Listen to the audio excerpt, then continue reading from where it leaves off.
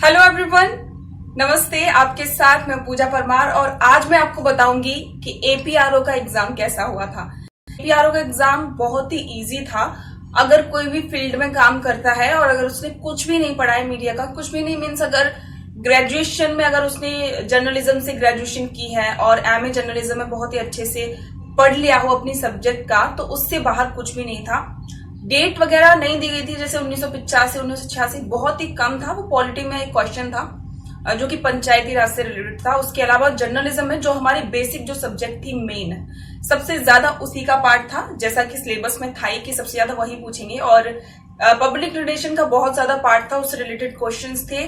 और इसके अलावा बहुत ही इजी पेपर था। अगर आपको बेसिक भी नॉलेज है, आपने ग्रेजुएशन में अच्छे से पढ़ा हो, आपने एमए में अच्छे से पढ़ा हो, तो पेपर देना बहुत ही आसान था। मतलब बहुत ही ज्यादा आसान था। अब देखने को यही मिल रहा है कट ऑफ बहुत ही ज्यादा जाने वाली है, क्योंकि बहुत सारे स्टूडेंट्स थे जिन्होंने एग्जाम दिया था। 30+ के भी लोग थे, जो बेसिक जो न्यू कमर्स थे वो भी थे। सभी लोगों ने एग्जाम दिया था, क्योंकि एक तो जर्नलिज्म में एग्जाम होता नहीं है और गवर्नमेंट एग्जाम्स कम है। और साल 2011 में हुआ था ये एग्जाम, इसके बाद में अब हुआ है 2022 में, यानी कि 10 साल के गैप के बाद में जर्नलिज्म में कोई वैकेंसी आई। एक हालांकि पीआरओ का हुआ था, शायद मुझे एग्जैक्टली याद नहीं, 2019 में हुआ था पीआरओ का, लेकिन एपीआरओ का 10 साल के बाद हुआ है इस साल। 75 जो कि वैकेंसी थी, उसमें काफी सारे लोगों ने एग्जाम्स दिए हैं। इतना मुझे आइडिया नहीं कितने लोगों ने दिया है, लेकिन पेपर बहुत ही इजी था। अब देखना होगा कि कट ऑफ कितनी जाती है। कट ऑफ जाहिर सी बात है हाई लेवल की है। मेरे को जूनियर भी मुझे मिले थे जो कि कॉलेज में मेरे साथ में थे, तो उन्होंने भी यही कहा था कि पेपर बहुत ही इजी था। पर्सनली मैं बताऊं, मैंने कोई स्टडी नहीं की थी इसके लिए, क्योंकि जॉब से टाइम नहीं मिलता था। मैं 9.5 घंटे तक ऑफिस में रहती थी, उसके बाद में बहुत ही कम टाइम होता था, तो पढ़ने का मन नहीं करता था, तो मैं नहीं पढ़ी थी। पॉलिटी का सेशन जो भी था उसमें पॉलिटी का था, और हिंदी से भी था, इंग्लिश ट्रांसलेशन, हिंदी ट्रांसलेशन, मतलब ये सारी चीजें थी। तो कुछ कुछ पार्ट था, करंट अफेयर्स का था, तो वो थोड़ा सा मुझे लगा, क्योंकि वो तो पढ़ने से ही आएगा। हालांकि मैंने थोड़ा बहुत मैंने पढ़ा है, तो उसका मुझे पता था। मुझे फायदा काम करने का ये हुआ कि बहुत सारी योजनाएं हैं और बहुत सारी चीजें ऐसी हैं जो कि डेली में आती रहती हैं। जैसे न्यूज में आप पढ़ते हैं, न्यूज जब हम लिखते हैं या फिर हम पढ़ते हैं, तो फिर हमें वो रहता था कि भाई हाँ, तो बहुत सारे क्वेश्चंस ऐसे थे, 5 से 7 क्वेश्चन जो मुझे सिर्फ ऐसे ही आ गए थे, क्योंकि मैं वो न्यूज पढ़ती रहती हूँ, न्यूज लिखती रहती हूँ, तो उसमें वो बहुत ट्रेंड में रहते हैं। तो वो सारी पॉलिटिकल क्वेश्चंस वो भी थे, जो कि इतना इजी आ गया। और यहाँ पे मैंने एक चीज था कि पेपर हो गया, अब देखते हैं क्या होता है। पर गवर्नमेंट स्कूल में हुआ था मेरा पेपर, जयपुर में, सिरसी रोड पे मीना वाला गवर्नमेंट स्कूल उस एरिया में था।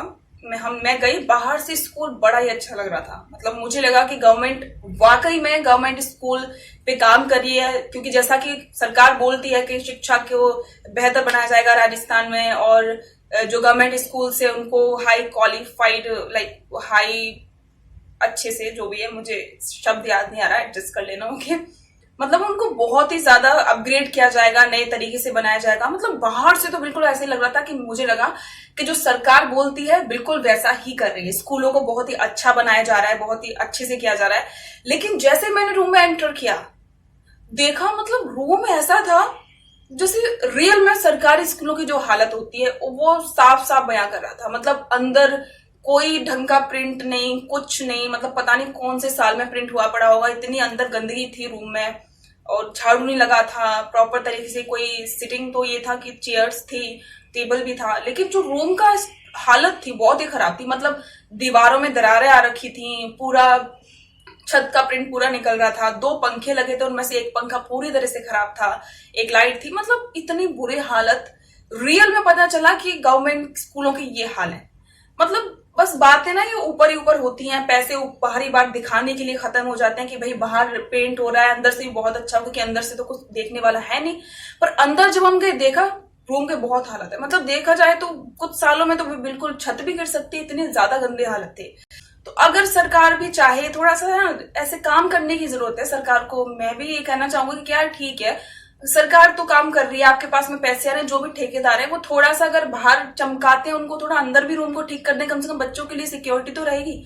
अगर तुम गवर्नमेंट स्कूल को बेहतर नहीं बनाओगे तो बच्चे कहाँ से आएंगे उनमें। तो ये सारी चीजें थी, ऐसा कुछ माहौल था, काफी सारे लोग थे, बड़े अच्छे से हो गया।